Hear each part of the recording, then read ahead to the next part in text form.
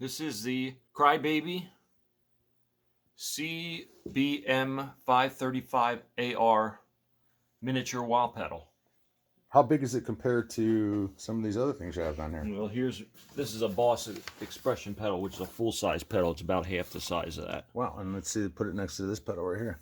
It's a little bigger than my Mad Professor.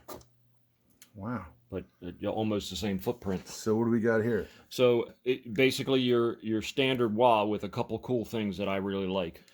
There's no activated button. It's spring activated, so as soon as you step on it, you activate the wah, which I prefer. So that's really cool.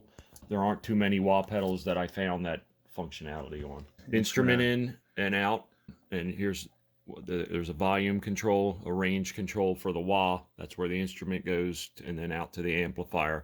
Power adapter if you want to plug it in. Oh, and there's the boost here, which gives it, it's like a little boost for like leads and stuff. You want to, if you want it to have a dB boost instead of it just being regular. It can run on a battery. You have to take the feed off, I believe, to put that in there. I have it connected to a 9-volt supply. And it is a 9-volt power supply.